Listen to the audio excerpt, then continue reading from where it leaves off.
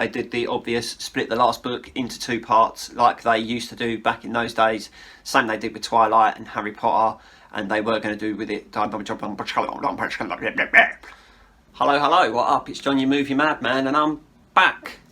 Today is going to be quite an exciting video for you all, especially me, because I love talking about this sort of thing. Today we are going to be talking about the Hunger Games franchise.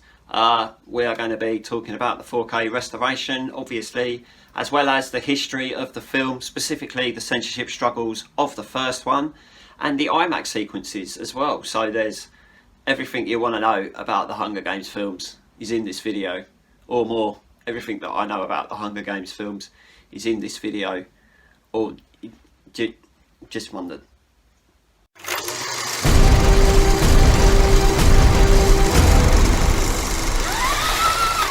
Right, so Hunger Games, where do we start? Based on books? Yeah, could tell you that, good one.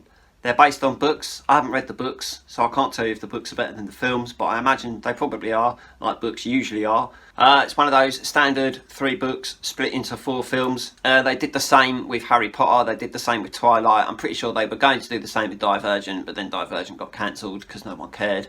They tried to do it with the Maze Runner, but they turned around and said, no, you're stupid, just put that into one film, stop trying to make money. And then no one liked it. But anyway, so we've got 4 movies covering 3 books. So there's your first exciting information for you. Let's go through this. I think that's a good start, isn't it? So we're gonna, nice little box, nice little, not very sturdy box, but it's all right. I picked this up for £35, which ain't bad considering it's been going for about 60 to 70. So when I saw it was 35, I just went for it because I knew I wasn't going to get a chance like that again. And I have wanted to get these films for a while. If you don't know that much about the Hunger Games, it's basically just the kids' version of Battle Royale.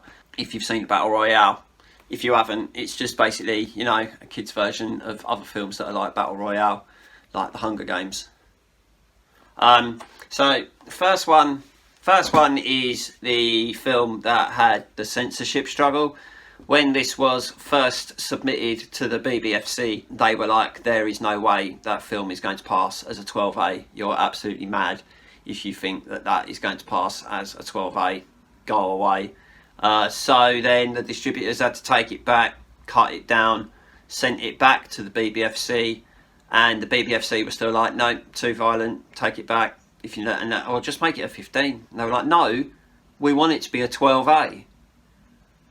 So they were like, all right then, we'll take that out, and take that out. And so they did. They toned it down a bit more, took it back to the BBFC again, and the BBFC was still like, no, it's still too violent. I'm pretty sure they resubmitted this film to the BBFC about 4 or 5 times before the BBFC actually turned around and passed it as a 12A. They literally had to remove any sight of blood and all this sort of thing. Even blood on weapons had to be digitally removed and all that sort of thing. There's a lot of like kids killing kids that gets removed from the first battle. And it just is, to be fair, when you watch the 12A version, when you watch the 15 version, they are pretty much the same. You won't really notice that much difference. But if you know where you're looking, then you know where the difference is. So yeah, that's the really cool information about the first one. The adult version is a 15, the censored version is a 12A. These days you can get both. It's quite easy to work out which is which because one has a higher rating than the other. On a lot of the Blu-ray cases it also says uncut version on the front cover as well. So that's a bit of a really cool story for you. See, the movie in here, the Blu-ray version of the movie is the uncut version as well. I thought they might have put the edited version in there, but they didn't, so, you know, I'm gutted. It means I'll have to buy the edited version as well, but we won't go there, we'll get that at another date. So that's the first one. Right, you've had the really cool censorship update of it. The 4K side of it, I think all of these films, I will say the same for all of these films, that the 4Ks are much better. Alright, there's no looking at it at all. I think I watched the Blu-ray for the first one for about 3 minutes, and then I watched the 4K version of the first one for about 30 seconds, and I was like, yep, this is definitely better. I didn't even have to watch the rest of it. Like, there's no comparison. The 4K discs are easily better. the grain isn't in your face, making you feel like you should close your eyes. So it's all good and well. It's all good and well. All 4 of them. I'm just going to go with that now and tell you that now. All 4 of them, if you've got them on Blu-ray, upgrade them to 4K if you like a bit of 4K, because they're worth it. Bit like L'Oreal. I'm not really going to talk much about these 2. You might be thinking, oh, you've skipped the second one. I haven't. I'm going back to it, alright? So watch your attitude. I'm not the biggest fan of Mockingjay. I'm sorry, I'm just not. I mean, it's alright. It's a good conclusion to the story, but at the same time, it's a bit of a stupid conclusion to a story. If you haven't seen it, I'm not going to tell you what happens at the end, but I left Mockingjay Part 2 thinking that should have been so much better, considering how good the first 2 films are.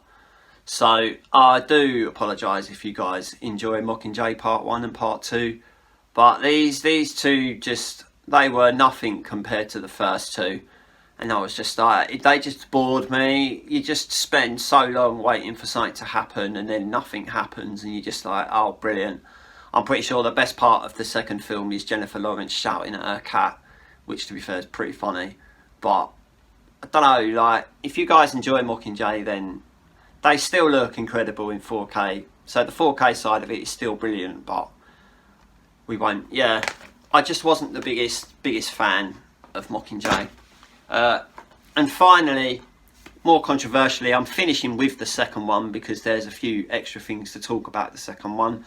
Obviously, with all the censorship struggles the first film had, they paid attention to that a little bit more in the second one. So when they submitted the second one to the BBFC, it was passed straight away. So that was a good start. It didn't have any censorship struggles, neither did the last 2 either. So weirdly, Catching Fire, The Hunger Games Part 2, is the only Hunger Games film out of the 4 to be shot with IMAX sequences, right? And as Christopher Nolan does with his films when he shoots stuff in IMAX, he likes to put those IMAX sequences onto the Blu-ray. So basically, he will get rid of the black bars and stretch it out to 1.8 instead of 2.35. The aspect ratio, that is. Not that you understand that. So it's not actually like an IMAX shot, but it's basically the closest you can to getting an IMAX image on your TV, although try explaining that to Zack Snyder. So they did that with this. So when you watch The Hunger Games Catching Fire on the Blu-ray, the IMAX sequences are included in the film. There's even an absolutely insane moment when it actually first goes into IMAX. There's a really good moment with Jennifer Lawrence going up the pipe, as you might put it, into the Hunger Games. And as she goes through that pipe, that's when the frame extends out, and it doesn't literally go from 1 to 1, it literally slowly dissolves away. And as sad as it sounds to watch black bars dissolve away on a picture, it's pretty fascinating for nerds like me. And then you get a problem, you see, then there's a problem. You watch the film in 4K and those IMAX sequences aren't on there, and I just think, why? Like, you've gone out of your way to put the IMAX sequences on the Blu-ray, and they look absolutely amazing on the Blu-ray, like you were watching it in an IMAX screen. And then you watch it on the 4K disc, and there's no IMAX sequences. Why? Why did you do that? Either don't put the IMAX sequences on the Blu-ray, or include them on the 4K. Because now when I watch this, I want to watch the Blu-ray and not the 4K, because I want to see it with the IMAX sequences.